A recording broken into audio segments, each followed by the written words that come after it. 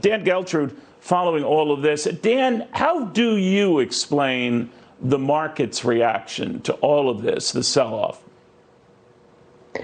Well, Neil, the market's reaction to this actually surprises me a little bit, and I'll tell you why. We know that the market doesn't like uncertainty, so there's chaos in Washington. That's a certainty. That's not uncertain. And to the extent that this bill now, or these bills, or the Build Back Better bill, is going to get watered down, is a good thing for Wall Street. So I'm not sure why they're having such a knee-jerk reaction. The bill is going to pass eventually. Now, is it going to be 1.5 trillion, 2.5 trillion? Whatever that number is, it's going to pass. Along with that, tax increases are coming. So Wall Street has to build all this in. So as far as people saying it's reacting to Washington, I just don't think that's the case.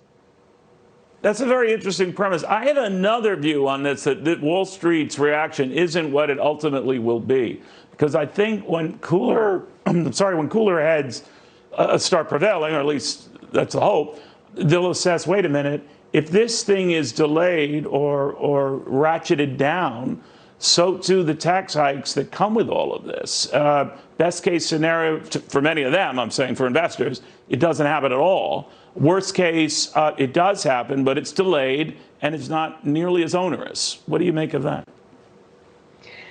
Neil, the people that they're targeting here, the wealthy and corporations, I don't know if those taxes are necessarily going to get watered down, in spite of the fact that the president and Nancy Pelosi said that this $3.5 trillion bill actually doesn't cost anything.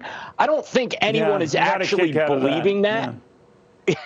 I mean, talk about a disingenuous comment. And quite frankly, it's insulting, Neil. I mean, do people really believe out there that the government can spend $3.5 trillion and somehow it didn't cost anything? The federal government has no money. It's our money, the taxpayers. So nothing is ever free when the government is spending money.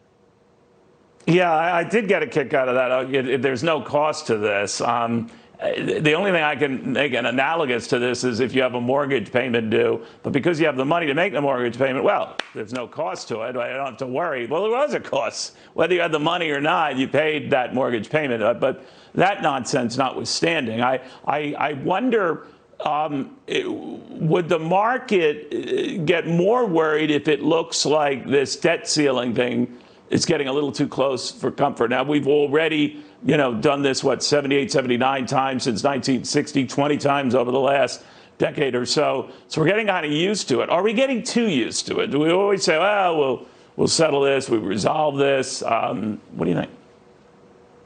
I think ultimately it gets settled. And the reason, Neil, goes really beyond partisan politics. You start to really get into the financial security of the country. Now, they did this back during the Obama presidency, and we got downgraded, and that was a big issue.